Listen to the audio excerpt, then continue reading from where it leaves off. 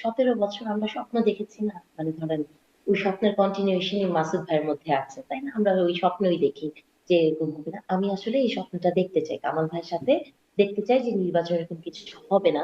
তবে ওই যে স্বরাষ্ট্র উপদেষ্টার কথা বলি না, আমাদের মাসুদ ভাইয়ের সাথে বলি যে আমাদের এমনই এক দুর্ভাগ্য, এমনই স্বরাষ্ট্র উপদেষ্টা পেয়েছি।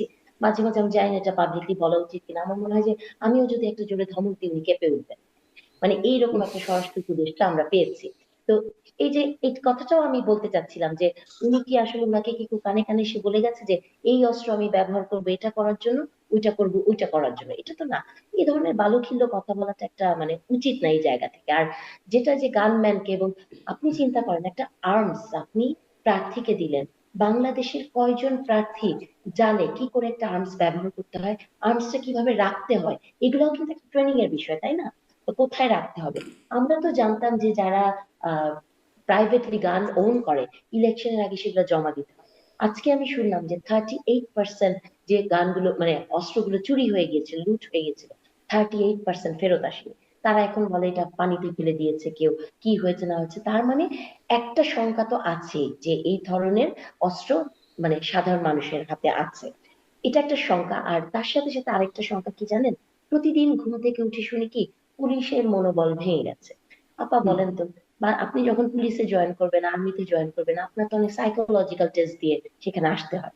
মনোবল কি এতই ঠুনকো জিনিস যে একটা ধরেন পৃথিবীর কোনো দেশ দেখাতে পারবেন যে যুদ্ধের পরে ওই দেশের পুলিশের মনোবল ভেঙে যায়? বাংলাদেশের পুলিশ এমন কি পুলিশ যে তার মনোবল ভেঙে যায়? আমাকে পুলিশের একজন কর্মকর্তা উনি বলেছেন যে অ্যাকচুয়ালি এটা ইচ্ছে করে নাকি বলা হয়, তাদের নাকি সেই সক্ষমতা আছে, কিন্তু এটা বলে জনমনে এক ধরনের ভীতি তৈরি না, করার চেষ্টা কিন্তু নাকি করে। কিন্তু কিন্তু এখন দেখা যায় ছোট বাচ্চা ছেলেরা তারাও গিয়ে পুলিশের ওসিকে ডিআইজিকে যেভাবে হুমকি ধামকি দেয়, আপনি বলছেন স্বরাষ্ট্র মন্ত্রণালয় মানে উপদেষ্টা কেঁপে উঠবেন, পুলিশ তো কেঁপে ওঠে তারা যখন হুমকি ধামকি দেয়। এটা তো আসলে মনোবলের বহিঃপ্রকাশ না কিসের বহিঃপ্রকাশ জানি না, কিন্তু এরকম ঘটনা তো দেখা যেত না আগে।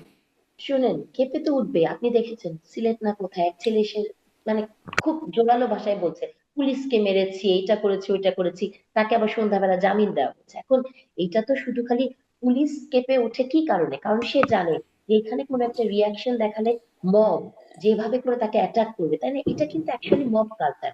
আপনার কি মনে হয় না আপা যে যেভাবে করে ঘোষণা দিয়ে প্রথম আলো, ডেইলি স্টার হুম। ভাঙা হয়েছে, আমার হুম। বিশ্ববিদ্যালয়ের এক ছাত্র নেতা যেভাবে প্রকাশ্যে বলেছে উদিচিকে ঘুরিয়ে দিতে হবে, এবং হুম। পরে উদিচিকে ঘুরিয়ে দেওয়া হলো, এই সরকারের কি কোনো ডিজিএফআই নাই? এই সরকারের কি কোনো গোয়েন্দা বাহিনী নাই যারা হাদি মরার পরেই বুঝতে পেরেছিল যে এই ধরনের একটি ঘটনা ঘটবে? 200-100 মানুষের মব যে সরকার কন্ট্রোল করতে পারে না, আমি তো বলবো যে এটা আসলে সরকারের অক্ষমতা নয়, হুম। এটা হচ্ছে সরকার এক ধরনের সিলেক্টিভ কাকে থামাবে। ধরেন যমুনার সামনে আপনি আমি গেলে গরম পানি মারবে, আমরা দেখেছি পূর্বে অনেকে গিয়েছে তাদের হুম। স্বস্তি দেওয়ার জন্য ঠান্ডা পানি মেরেছে। তার মানে হচ্ছে কাকে ঠেকাবে কাকে ঠেকাবে না, এই ব্যাপারে সরকার খুবই সিলেক্টিভ। তাহলে আপনি কি বেসিক্যালি বলবেন পুলিশের মনোবল আসলে ভাঙে নাই, কি ভেঙেছে যে এই ধরনের কাজে তারা আসলে ওই যে 200-100 লোকের মব কেন পুলিশ নিয়ন্ত্রণ করতে পারবে না, কিন্তু তারা কিন্তু মবের কাছে ঝাড়ি খেয়ে চুপ থাকে, কিছু বলতে পারে না। মানে কেন বলতে পারে না, কি ভেঙেছে তাদের যে তারা বলতে মানে পারে না? তাদের আসলে কিছুই ভাঙে নাই, তারা আসলে সব ঠিকঠাকই আছে, কিন্তু উপর থেকে যে মানে কমেন্টটা আসতে হবে সেটা ভেঙে চুরে খান খান হয়ে যাচ্ছে। হ্যাঁ, বিষয়টা হচ্ছে এটা যে তাদের পুলিশ তো ইচ্ছা করলে তাকে তো একটা মানে কমান্ড আসতে হবে উপর থেকে না, যে তুমি এইভাবে অ্যাকশন করো বা এটা।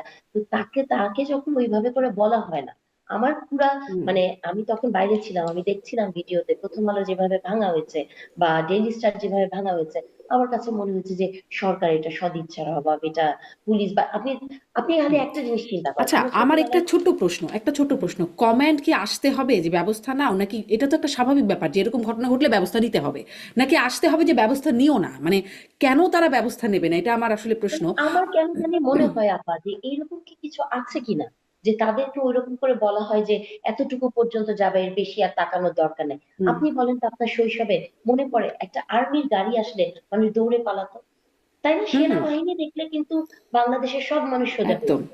একদম সেই আমার ছোটবেলা কেন সেনাবাহিনী, করোনাকালের কথাই চিন্তা করেন। হ্যাঁ চিন্তা করো, সেই সেনাবাহিনী দাঁড়িয়ে থাকে, তার সামনে দিয়ে এসব মানে ভাঙে, এটা হুম। করে ওটা করে।